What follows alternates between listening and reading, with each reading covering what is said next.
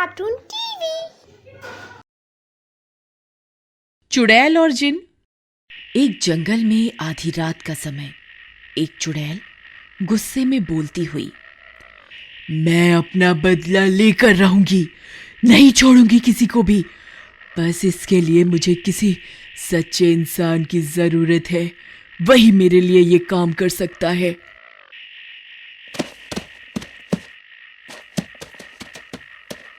रात का समय था।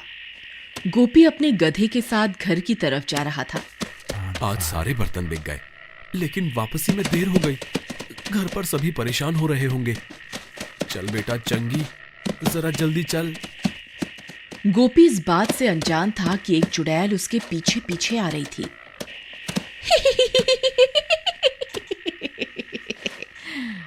ये कुम्हार मुझे ईमानदार लग रहा है। एक बार इसकी ईमानदारी को परख लेती हूँ। चुड़ैल अपनी मायावी शक्ति से एक बूढ़ी औरत का रूप बनाकर उसके सामने से आती है और जानबूझकर एक पैसों की पोटली नीचे गिरा देती है। गोपी की नजर उस पर पड़ती है तो वह उस पोटली को उठाकर उस बूढ़ी औरत को दे देता है। बेटा, तुमने मेरे पैसे मुझे वापस लौटा दिए, तुम्हारा धन्यवाद। तुम इसमें से कुछ पैसे ले लो। नहीं काकी, मैं दूसरे के पैसों पर अपना कोई हक नहीं समझता, इसलिए ये आप अपने पास ही रखिए। बूढ़ी आगे बढ़ जाती है और गोपी भी अपने रास्ते चल देता है। यही मेरा मकसद पूरा करने में काम आ सकता है। कितने दिनों के इंतजार के बाद एक सच्चा इंसान मिला है। रामपुर नामक गांव में एक गरीब कुम्हार रहता था। उसका नाम गोपी था। वह बहुत ही मेहनती था। बड़ी मेहनत से वह मिट्टी के बर्तन बनाता था और अपने परिवार का पालन पोषण करता था। उसका छोटा सा परिवार था जिसमें उसकी बूढ़ी माँ, पत्नी चमेली और एक बेटा रामू थे। गोपी के पास एक गधा भी था जिसको वह चंगी बुलाता था। चल बेटा चंगी, मिट्टी लेने चलते हैं। रोज सुबह गोपी अपने गधे चंगी के साथ मिट्टी लेने जाता था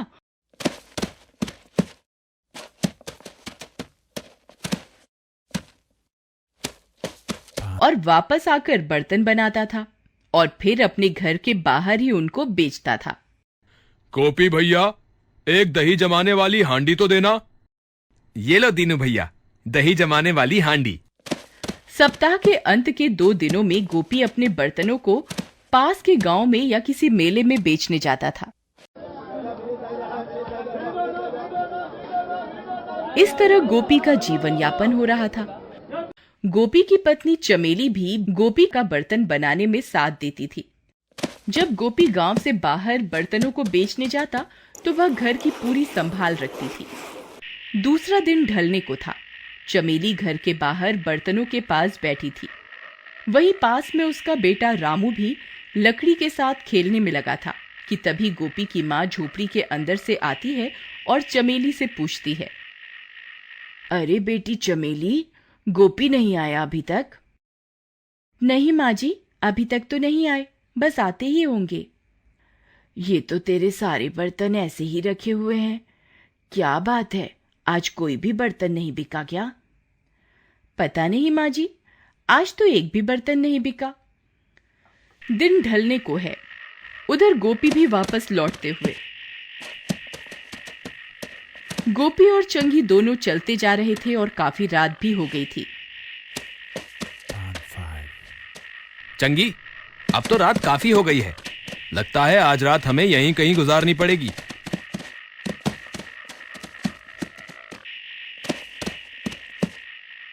क्योंकि इतनी रात गए जंगल का सफर करना ठीक नहीं है।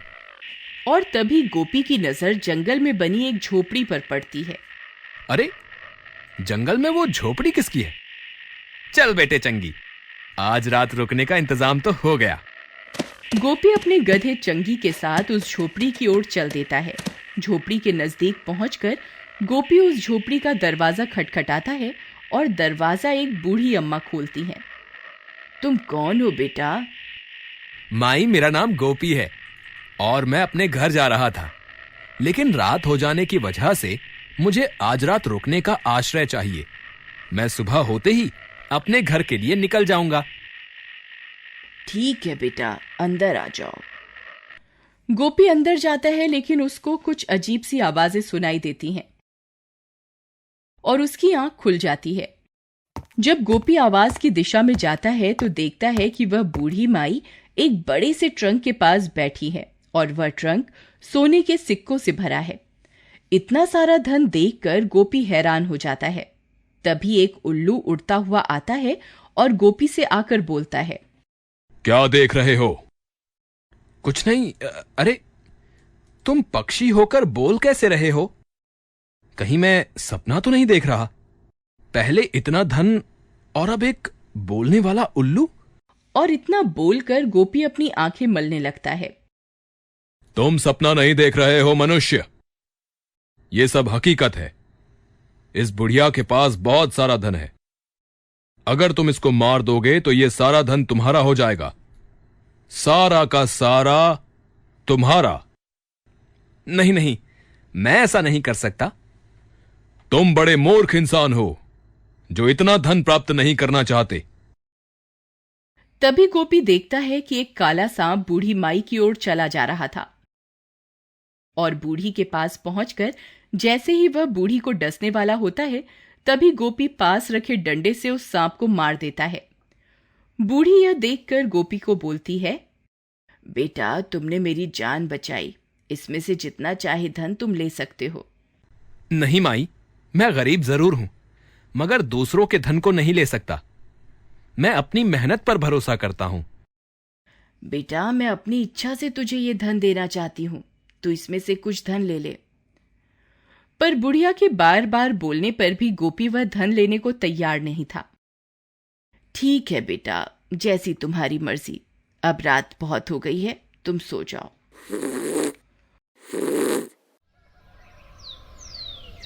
गोपी सोकर उठ जाता है। तभी वह बुढ़िया पानी का गिलास लेकर वहां आती है। लो बेटा, पानी पी लो।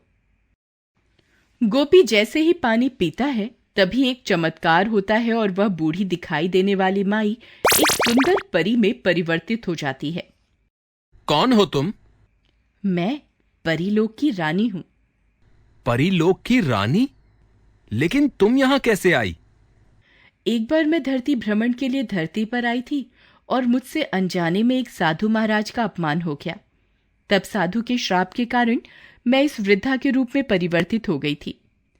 मेरे माफी मांगने पर उस साधु ने कहा था कि अगर कोई सच्चा और ईमानदार व्यक्ति तुम्हारे हाथ से पानी पिएगा तो तुम फिर से परी बन जाओगी। गोपी, तुम एक ईमानदार इंसान हो। मैं तुमसे बहुत प्रसन्न हूं। आज तुम्हारी वजह से ही मुझे मेरा असली रूप वापस मिला है। पर परी रानी, मेरे दिमाग में एक बात रात से ही घूम रही है। कहीं ये वाली बात तो नहीं है गोपी? और परी ने अपना हाथ हिलाया और तभी वहां पर वही बोलने वाला उल्लू आ जाता है। अरे रानी परी, ये तो वही बोलने वाला उल्लू है जो रात को आपको मारने की बात कर रहा था। गोपी, ये मेरा सेवक जिन्नू है। ये मेरे साथ मेरी हिफाजत के लिए रहता था और ईमानदार व्यक्ति को ढूंढने में मेरी मदद करता था। जिन्नू, चलो अपने असली रूप में आ जाओ।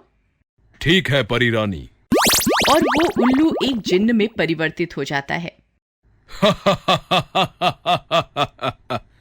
अरे ये क्या? गोपी, आज से ये जिन्नू तुम्हारे साथ रहेगा और तुम्हारी हर काम में मदद करेगा। मगर याद रहे, जिस दिन भी तुमने जिन्नू का उपयोग किसी गलत काम को करने में किया, उस दिन ये वापस मेरे पास आ जाएगा। और इतना बोलकर परी रानी वहां से चली जाती है। फिर गोपी भी अपने गधे चंगी को लेकर अपने घर की ओर चल देता है और जिन्नू भी उल्लू के रूप में उन दोनों के साथ चल देता है। अभी वे कुछ ही दूर चले थे, तभी उनके सामने शेर आ गया।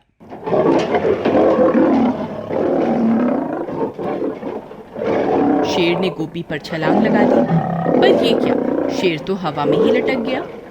जिन्नू ने शेर को हवा में लटका दिया और उसकी पूंछ को पकड़कर हवा में घुमाकर दूर जंगल में उछाल दिया। अरे वाह जिन्नू, तुझमें तो बड़ी ताकत है। और वे अपनी मंजिल की तरफ चल दिए।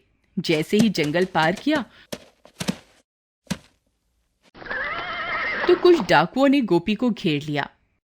ला, क्या है तेरे पास? सब कुछ निकाल कर हमारे हवाले कर दे। अरे डाकू जी, मेरे पास तो बस ये एक गधा है और एक उल्लू। और गोपी ने उल्लू को डाकुओं की तरफ उछाल दिया। फिर जिन्नू ने उन डाकुओं की खूब अच्छे से धुलाई की। कुछ डाकू बेहोश हो गए और कुछ वहां से भाग गए। वाह जिन्नू, मजा आ गया। और वह घर की ओर चल दिए।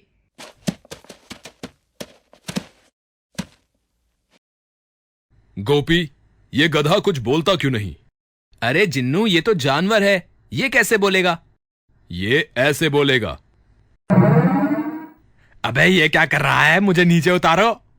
अरे ये क्या चंगी, तू तो बोल रहा है। और फिर जिन्नू ने अपना हाथ घुमाया तो एक कालीन वहां आ गया। गोपी, जल्दी से चंगी को लेकर इस कालीन पर बैठ जाओ। जैसे ही वे कालीन पर आते हैं, कालीन हवा में उड़ने लगता है।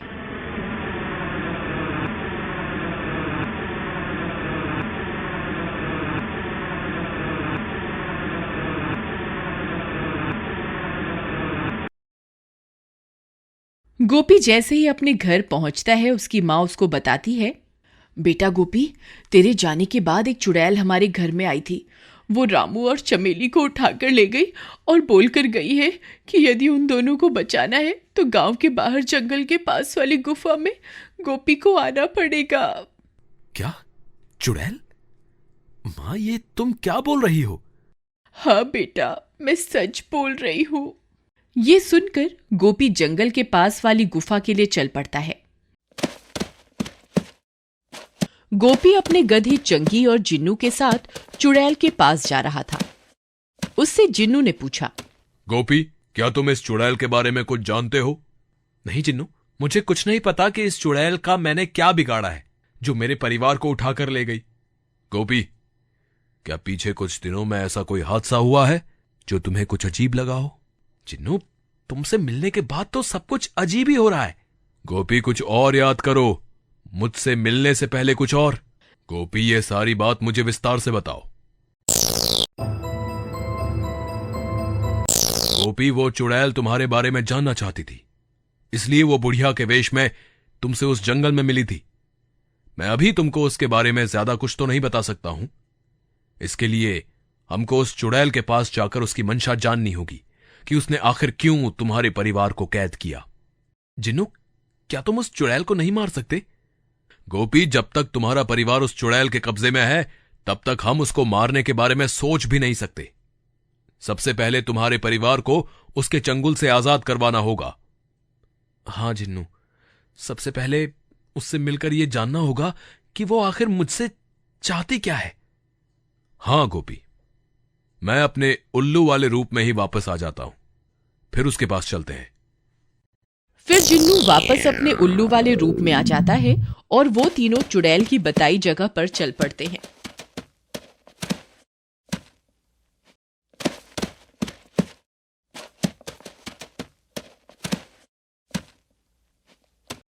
जंगल पार करके जब वो चुड़ैल की गुफा में जाने लगते हैं, तभी जिन्नू को जोर का झटका लगता है और वह अपने उल्लू वाले रूप में ही जमीन पर गिर जाता है। अरे जिन्नू, ये क्या हुआ तुम्हें? तुम नीचे कैसे गिर गए? गोपी, ऐसा लगता है यहां पर कोई अदृश्य शक्ति का घेरा है जो किसी भी जादुई शक्ति को अंदर नहीं जाने दे रहा है। अब तुमको मेरे बिना ही उस चुड़ैल से मिलना होगा और यह जानना होगा कि आखिर वो क्या चाहती है। मैं इस जगह पर तुम्हारा इंतजार करता हूं। गोपी अपने गधे चंगी के साथ गुफा के अंदर चला जाता है। उसको देखकर वह चुड़ैल खुश हो जाती है। आओ गोपी, मैं तुम्हारा कितनी बेसब्री से इंतजार कर रही थी। लो चुड़ैल, तुम मुझसे मिलना चाहती थी, मैं आ गया हूं। आखिर तुम मुझसे क्या चाहती हो और मेरा परिवार कहां है?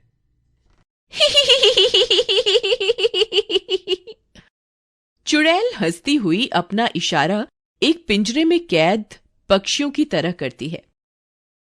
वो देखो गोपी, वो है तुम्हारा परिवार।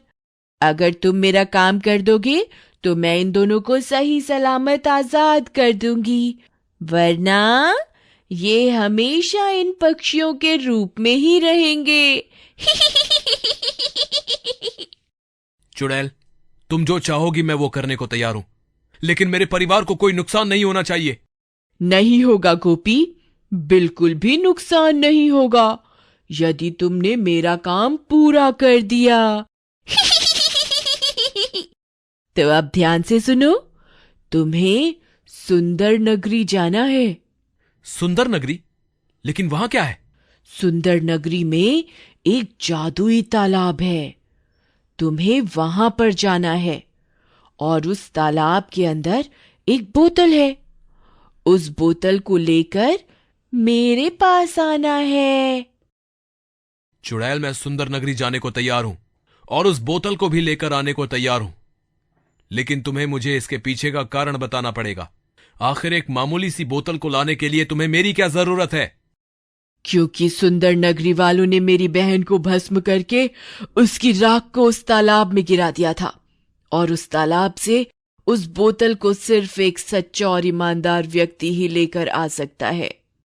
लेकिन अब तुम उस भस्म का क्या करोगी? गोपी, तुम्हें यह जानने की कोई जरूरत नहीं है कि मैं उस भस्म का क्या करूंगी। ज्यादा सवाल मत करो तुम, और ये ध्यान रखो कि तुम्हारा परिवार मेरे कब्जे में है। ठीक है, मैं अभी सुंदर नगरी जाने के लिए प्रस्थान करता हूं। गोपी गुफा से बाहर निकल जाता है और वहीं बाहर जिन्नू भी उसका इंतजार कर रहा था। गोपी जिन्नू को सारी बात बता देता है। ये सब सुनकर जिन्नू गोपी से बोलता है, गोपी, ये चुड़ैल बहुत ही शक्तिशाली लगती है और इससे टक्कर लेने के लिए तुम्हें इसको पहले इसकी गुफा से बाहर निकालना पड़ेगा। गोपी, ये बातें तुम सब बाद में कर लेना, पहले सुंदर नगरी जाने के बारे में सोचो। आओ, तुम जल्दी से मेरे ऊपर बैठ जाओ, मैं जल्दी से सुंदर नगरी की तरफ तुम्हें लेकर चलता हूं। क्या तुम कभी सुंदर नगरी गए हो? नहीं, मैं कभी सुंदर नगरी नहीं गया। तो फिर गोपी को कैसे लेकर जाओगे? गोपी, तुम जल्दी से इस कालीन पर बैठो। जिन्नू अपने हाथ का इशारा करता है और जादुई कालीन वहां पर आ जाता है। गोपी और चंगी उस कालीन पर बैठ जाते हैं और कालीन हवा में उड़ जाता है और चल पड़ता है अपनी मंजिल की तरफ, यानी कि सुंदर नगरी।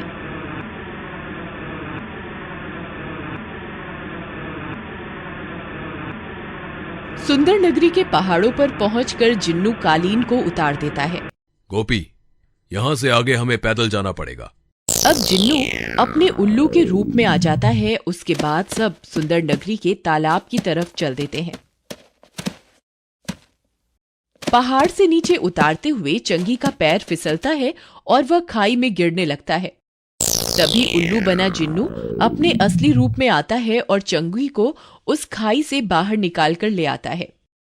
बच गए आज तो। भाई जिन्नू, आज तो तुमने बचा लिया, तुम्हारा बहुत बहुत धन्यवाद।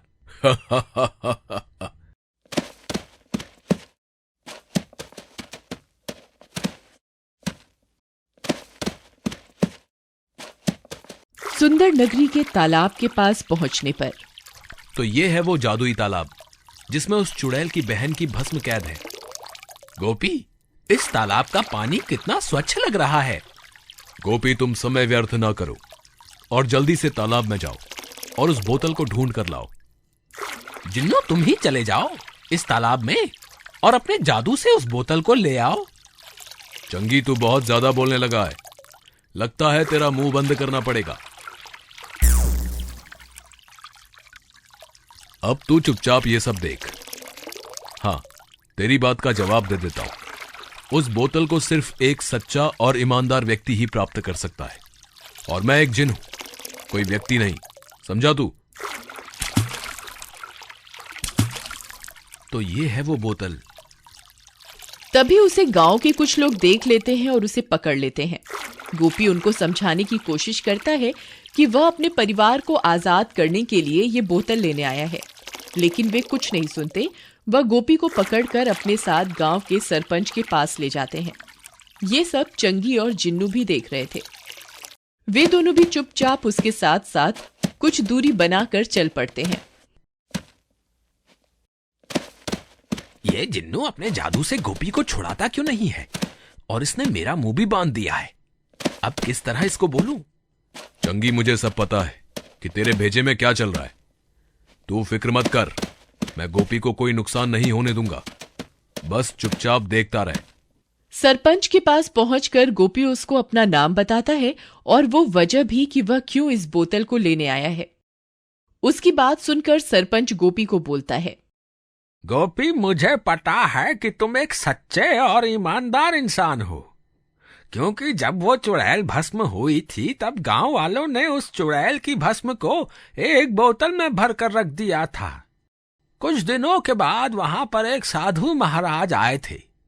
तब गांव वालों ने उनको उस चुड़ैल के बारे में सब बताया था और उसके भस्म होने की बात भी। फिर उन्होंने ही इस बोतल को इस तालाब में फेंक दिया था और कहा था कि ये बोतल किसी के भी हाथ नहीं आएगी। सिर्फ कोई सच्चा और ईमानदार मनुष्य ही इस बोतल को प्राप्त कर सकता है। जब हमने पूछा कि साधु बाबा, इसको नष्ट कर दीजिए, तब उन्होंने कहा, इसको नष्ट नहीं कर सकते, इसको इसी तालाब के अंदर रख देते हैं। ये यहां पर सुरक्षित रहेगी। इसको कोई बुरी ताकत नहीं प्राप्त कर सकती। हां, कोई ईमानदार और सच्चा व्यक्ति यदि इसको ढूंढेगा तो उसको ये मिल जाएगी।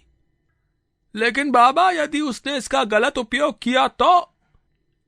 नहीं बेटा, अगर उसके मन में कोई भी गलत विचार होगा तो उसको ये बोतल कभी नहीं मिलेगी। और यदि कोई उसको मजबूर करके ये बोतल प्राप्त करेगा तो फिर भगवान इसका भी कोई ना कोई हल जरूर निकाल देगा। तो गोपी, इससे तो यह साबित होता है कि तुम सच्चे और ईमानदार हो, इसलिए तुम ये बोतल ले जा सकते हो। आपका बहुत बहुत धन्यवाद सरपंच जी। इतना बोलकर गोपी उस बोतल को लेकर अपनी मंजिल की ओर निकल जाता है और उसके साथ में चंगी और जिन्नू भी चल देते हैं। गोपी जिन्नू और अपने गधे चंगी के साथ उस चुड़ैल की गुफा की तरफ वापस जा रहा था। उसने वह बोतल प्राप्त कर ली थी जिसमें चुड़ैल की बहन की भस्म थी, जो सुंदर नगरी में भस्म हो गई थी। पहाड़ की चोटी के पास पहुंचकर जिन्नू अपना हाथ घुमाता है और वहां पर कालीन आ जाता है। वे तीनों उस कालीन पर बैठते हैं और कालीन हवा में उड़ने लगता है। चुड़ैल की गुफा के पास वाले जंगल में सबको पहुंचाकर वह कालीन गायब हो जाता है। गोपी, तुम्हें किसी भी तरह उस चुड़ैल को इस गुफा से बाहर लेकर आना पड़ेगा, क्योंकि अगर तुम गुफा में जाओगे तो मैं तुम्हारी कोई मदद नहीं कर सकूंगा।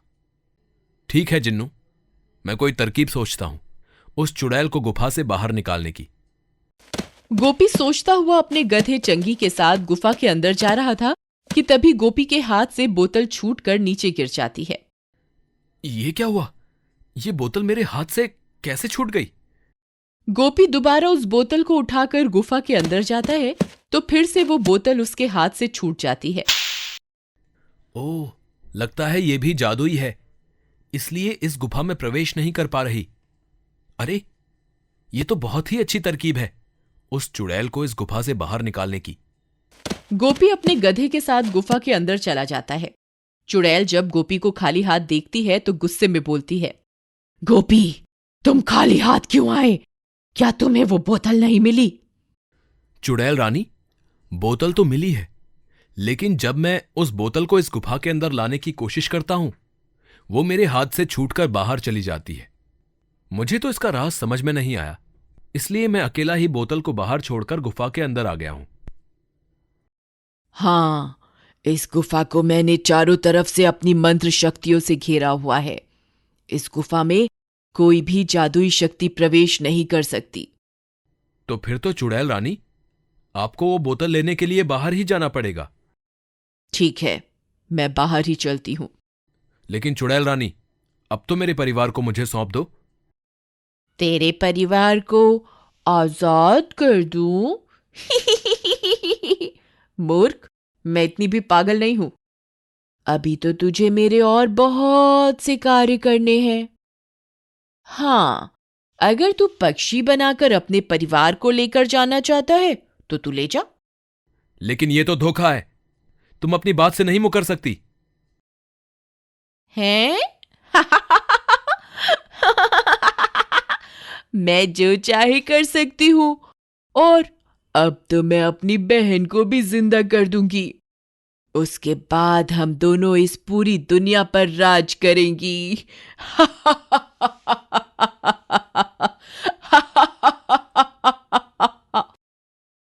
इतना बोलकर चुड़ैल गुफा के बाहर की तरफ चल देती है। गोपी भागकर पक्षियों वाला वो पिंजरा अपने हाथ में ले लेता है और गुफा से बाहर की तरफ भागता है। बाहर चुड़ैल को वो बोतल एक कोने में गिरी हुई दिख जाती है। वो जैसे ही उस बोतल को उठाने जाती है तभी एक जोर का मुक्का उसके चेहरे पर लगता है और वो दूर जा गिरती है। अरे चुड़ैल रानी, इतनी भी क्या जल्दी है अपनी बहन को आजाद कराने की? जरा दो दो हाथ हमसे भी तो कर लो। जिन्नू फिर उस चुड़ैल पर हमला कर देता है। चुड़ैल को संभलने का भी मौका नहीं मिल रहा था और जिन्नू एक के बाद एक हमला कर रहा था।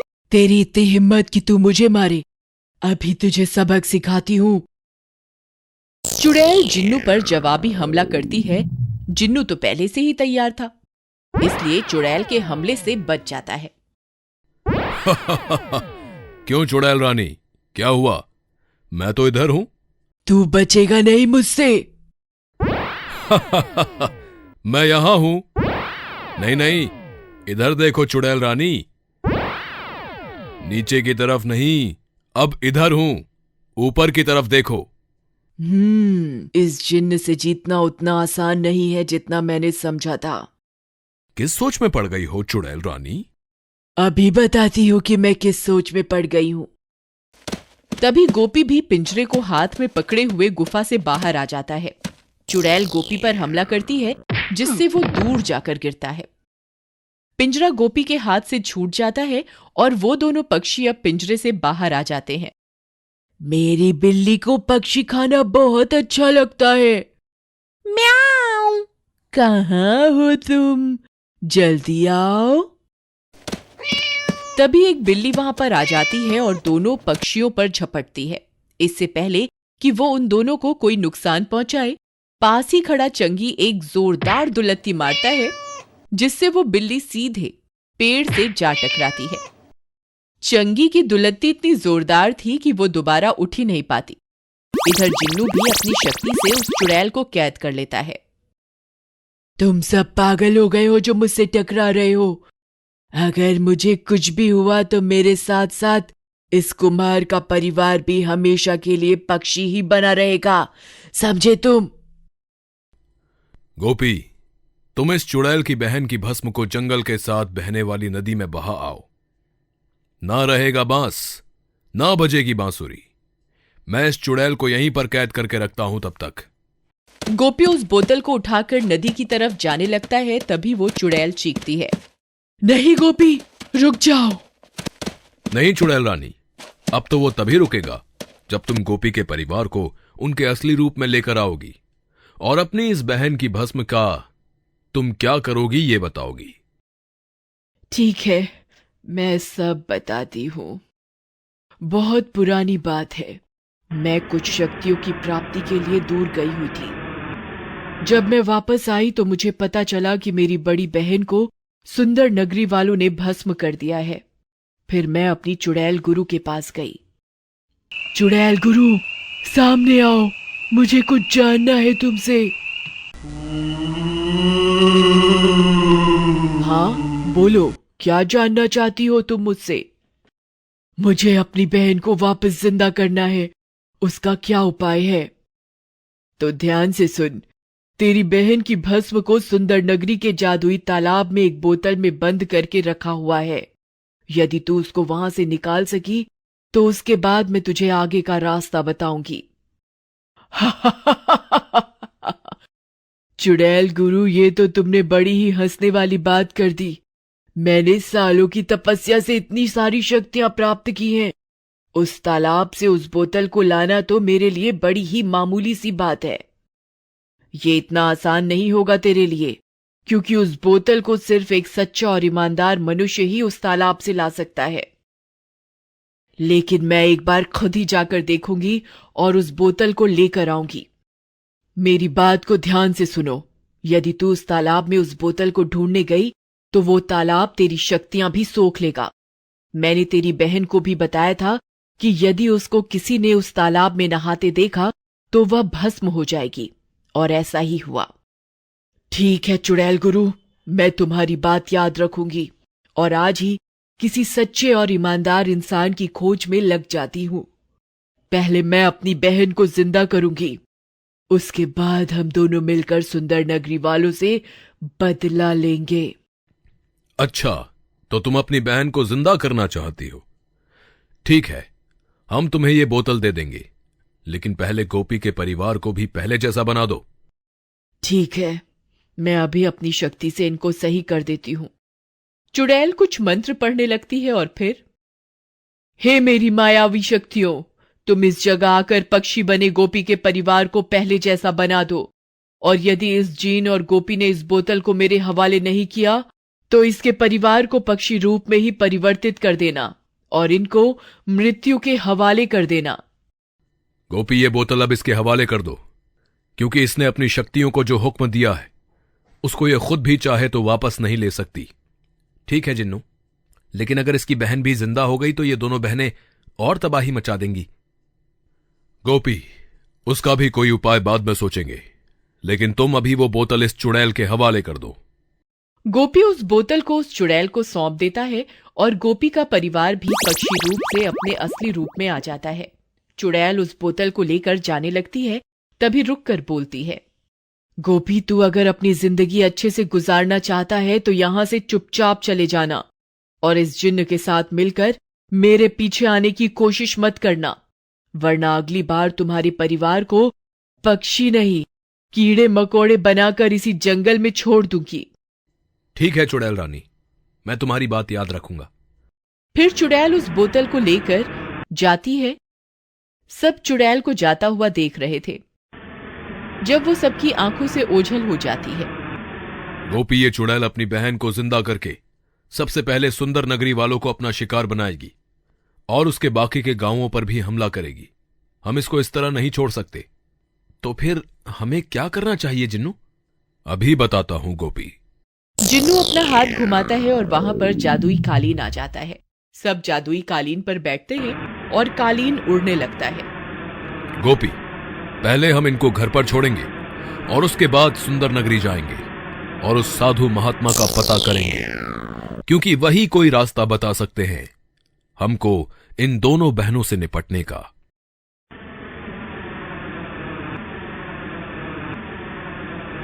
गोपी अपने परिवार को उस चुड़ैल की कैद से आजाद करने के बाद जादुई कालीन पर उड़ता हुआ जा रहा था। गोपी का घर आ गया था। जिन्नू ने जादुई कालीन को नीचे उतारा। गोपी, जाओ, इस सबको घर के अंदर छोड़ाओ, फिर हमें जल्दी से सुंदर नगरी की तरफ जाना है और उस साधु महात्मा जी से मिलना है। ठीक है जीनू, मैं अभी माँ से मिलकर और इनको घर के अंदर छोड़कर आता हूँ। गोपी अपनी पत्नी और बेटे को घर के अंदर छोड़कर अपनी माँ से मिलकर वापस बाहर आ जाता है। उसके बाद जिन्नू गोपी और चंगी के साथ जादुई कालीन पर बैठ जाते हैं और कालीन सुंदर नगरी की तरफ जाने के लिए उड़ जाता है। गोपी, मुझे भूख लग रही है, मैंने कल से कुछ नहीं खाया। चंगी, थोड़ी देर इंतजार करो, सुंदर नगरी पहुंचकर तुम्हारे खाने का भी इंतजाम करता हूँ। वहीं दूसरी तरफ वो चुड़ैल भी उड़ती हुई जा रही थी। मैं आ रही हूँ चुड़ैल गुरु, जल्दी ही आपके पास। मैं अपनी बहन को दोबारा जीवित करा कर रहूंगी। उसके बाद हम दोनों बहनें हर जगह अपना राज करेंगी। पहले उस कुम्हार गोपी को सबक सिखाऊंगी और उसके बाद उन सुंदर नगरी वालों को जिन्होंने मेरी बहन को भस्म किया था। जल्दी ही वो सुंदर नगरी पहुंच जाते हैं। कालीन उनको वहां पहुंचाकर गायब हो जाता है। वो तीनों उस जगह से चलते हैं और सुंदर नगरी के जंगल में पहुंच जाते हैं। गोपी, वो देखो इस पेड़ पर कितने फल हैं। मैं अभी तुम्हें तोड़ कर देता हूँ। और चंगी, तुम भी जल्दी से ये हरी भरी घास खा लो। जिन्नू पेड़ से फल तोड़कर गोपी को देता है। गोपी फल खाने लगता है। तभी जिन्नू इधर उधर देखता है। उसको कहीं भी चंगी दिखाई नहीं दे रहा था। गोपी, ये चंगी किधर गया? अरे हाँ, ये चंगी कहाँ गया? चंगी, चंगी, चंगी कहाँ हो तुम? गोपी, जिन्नू, मुझे बचाओ। वो दोनों चारों तरफ देखते हैं लेकिन उन्हें चंगी दिखाई नहीं देता। गोपी, वो आवाज ऊपर से आई थी, लेकिन ऊपर तो कोई नहीं है। चंगी, कहाँ हो तुम? मैं इस अजगर के पेट में हूँ। क्या? अजगर के पेट में? जिन्नू पेड़ पर लेटे हुए उस अजगर को जब देखता है तो उसको समझ में आ जाता है कि जिन्नू इस अजगर का भोजन बन गया है। वह उस अजगर के सामने जाता है। अजगर उसको खाने के लिए जैसे ही मुंह खोलता है, जिन्नू उसके पेट में चला जाता है। और चंगी, तू इस अजगर के पेट में कैसे चला गया? वो मैं बाद में बताऊंगा। पहले मुझे यहाँ से बाहर निकालो।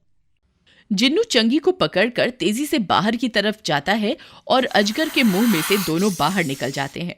बाहर निकलते ही चंगी आगे की तरफ भागने लगता है। गोपी, जल्दी से भागो, वरना ये अजगर मुझे फिर से खा जाएगा। डर मत चंगी, वो अजगर यहाँ से जा चुका है। गोपी, अब हमको जल्दी से उस साधु बाबा को ढूंढना है।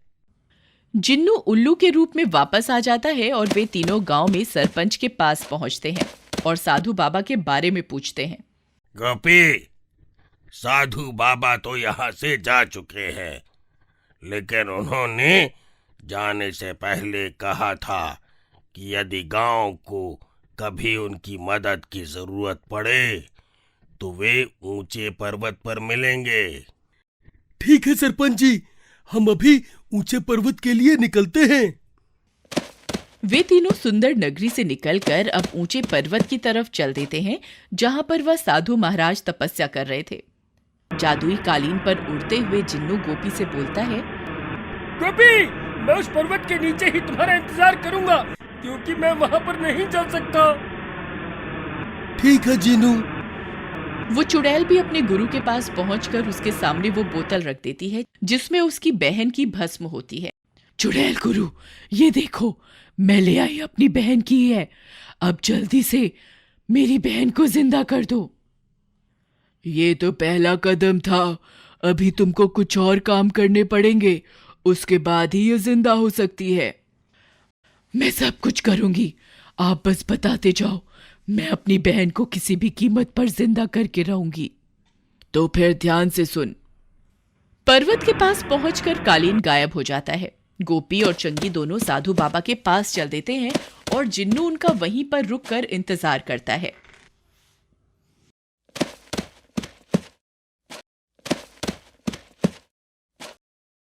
साधु महाराज के पास पहुंचकर गोपी उनको सारी बात बताता है, जिसे सुनकर वह बोलते हैं। बेटा गोपी, वह चुड़ैल उस बोतल को लेकर अपने गुरु के पास जाएगी और वहां पर उसकी गुरु द्वारा जीवित कर देगी। क्या बाबा, इसका कोई तो उपाय होगा कि हम उसकी बहन को जिंदा ना होने दें? हाँ गोपी, उपाय तो है। कल की अंधेरी रात को एक ऐसा वक्त आएगा जब चंद्रमा कुछ पल के लिए ही आसमान में आएगा, और उस वक्त अगर चंद्रमा की रोशनी उस बोतल पर पड़ जाती है तो वह पुनः जीवित हो जाएगी। उधर चुड़ैल अपनी गुरु के साथ। लेकिन ध्यान रख, अगर तू इस कार्य में असफल रही तो तुझे दोबारा इस मुहूर्त के लिए पूरे 2 वर्षों तक का इंतजार करना पड़ेगा। मैं समझ गई चुड़ैल गुरु। मैं कल ही उस बोतल पर चंद्रमा की रोशनी से अपनी बहन को जीवित कर दूंगी। मैं समझ गया बाबा, मैं कुछ भी करके उस चुड़ैल को उस बोतल पर चंद्रमा की रोशनी नहीं डालने दूंगा। और हां गोपी, तुम कल रात उस चुड़ैल से लड़ने का बिल्कुल भी मत सोचना, क्योंकि कल की रात उसकी शक्तियां बहुत प्रलयंकारी हो जाएंगी। तुम्हें अपनी समझबूझ से बस उस बोतल को उस खास समय के लिए उस चुड़ैल से दूर करना है, बस। ठीक है बाबा। और हां गोपी, इस कार्य में तुम जिन्नू की मदद ले सकते हो। बाबा, आप तो जिन्नू के बारे में भी जानते हैं। मैं जिन्नू की मदद अवश्य ले लूंगा बाबा। और फिर गोपी वहां से बाहर जिन्नू को सारी बात बताता है। सब जानकर जिन्नू गोपी को बोलता है, गोपी, हमको पूरी तैयारी के साथ चुड़ैल के ठिकाने पर जाना होगा, जिससे कि हम सही समय पर उस चुड़ैल का ध्यान वहां से हटा सकें और उस बोतल को भी अपने कब्जे में कर सकें। हाँ जिन्नू, तुम सही कहते हो। तो फिर हमको अब यहाँ से चलना चाहिए और कल रात की तैयारी करनी चाहिए। इस काम के लिए कल हमको चंगी की जरूरत पड़ेगी। मेरी जरूरत? कहीं तुम मुझे उस चुड़ैल का भोजन बनाने के लिए तो नहीं भेजने वाले ना जिन्नू? चंगी, अगर तुझे भोजन ही बनवाना होता तो उस अजगर के पेट से जिंदा नहीं बचाता, समझे? समझे? गोपी, हमें आज रात यहीं रुकना होगा। कल सुबह होते ही हम उस चुड़ैल के ठिकाने के लिए चल पड़ेंगे। जिन्नू गोपी के सोने का इंतजाम वहीं पर कर देता है। रात होने पर सब सो जाते हैं और अगली सुबह होने पर वे अपनी मंजिल की तरफ चल देते हैं।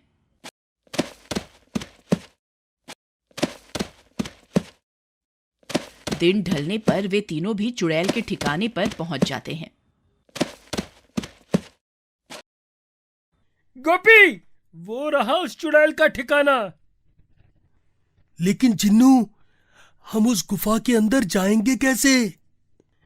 गोपी, हमको अंदर जाने की जरूरत नहीं पड़ेगी, क्योंकि चंद्रमा की रोशनी को उस बोतल पर डालने के लिए उसको बाहर ही आकर अपनी पूजा करनी पड़ेगी। हमें तो बस उस समय का इंतजार करना है। ठीक है जिन्नू।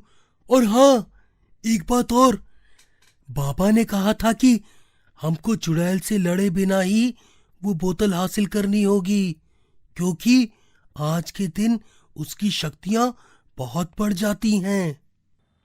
वे तीनों वहीं रुककर अब चंद्रमा निकलने का इंतजार करने लगते हैं और वो चुड़ैल भी अपनी पूजा की तैयारी में लग जाती है। वह गुफा से बाहर आकर बोतल को नीचे रख देती है और पूजा करने लगती है। गोपी, मैं चंगी को उस चुड़ैल के पीछे कहीं छुपा आता हूँ। जैसे ही चंद्रमा निकलेगा तभी चंगी जाकर उस बोतल को लात मारकर नीचे की तरफ गिरा देगा। मैं उस बोतल को उठाकर तुम्हें दे दूंगा।